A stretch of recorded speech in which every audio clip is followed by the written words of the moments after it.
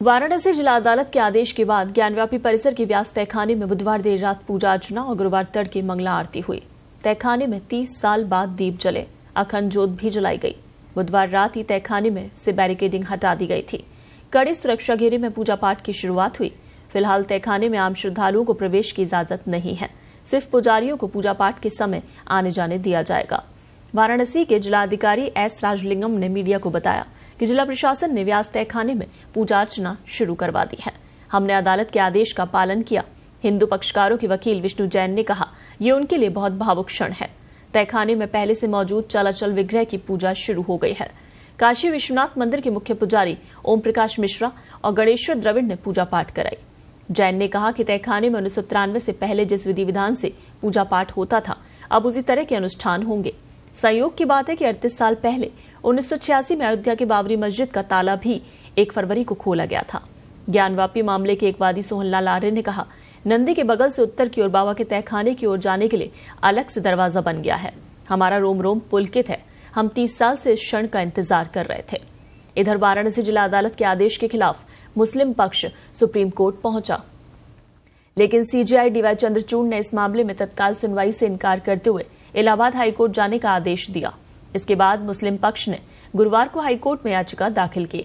हिंदू पक्ष ने भी हाईकोर्ट में कैविट याचिका दायर कर मांग की कि उसका पक्ष सुने बगैर मुस्लिम पक्ष की याचिका पर कोई आदेश पारित न किया जाए।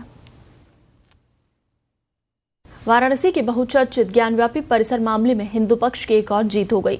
वाराणसी की जिला अदालत ने बड़ा फैसला सुनाते हुए ज्ञानव्यापी की व्यास तहखाने में हिंदू पक्ष को पूजा करने का अधिकार दे दिया।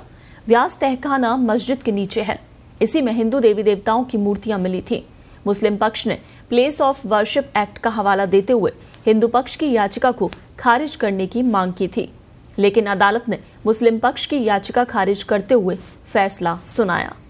व्यास तहखाने को जिला प्रशासन ने 17 जनवरी को कब्जे में ले लिया था।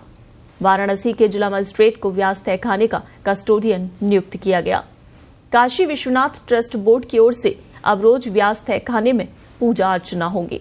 हिंदू पक्ष के वकील विष्णु शंकर जैन ने कहा कि ज्ञानव्यापी परिसर में भगवान नंदी जहां विराजमान है, उसके ठीक सामने व्यास तहखाना है। जो भी काशी विश्वनाथ मंदिर जाएगा वो तहखाने में पूजा करने जरूर जाएगा। जी बिल्कुल बिल्कुल जाएगा। तो आप समझ सकते हैं कि काशी विश्वनाथ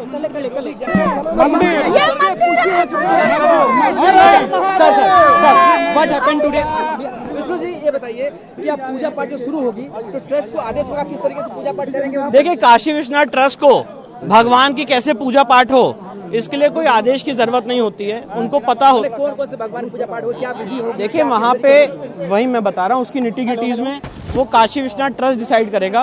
हमारा जो लीगल काम था वो लीगल काम हमने पूरा किया है। अब काशी विश्वनाथ ट्रस्ट के ऊपर है कि उसकी पूजा पाठ स्टार्ट। तो 7 दिन के अंदर ये पूजा शुरू हो जाएगी। 7 दिन।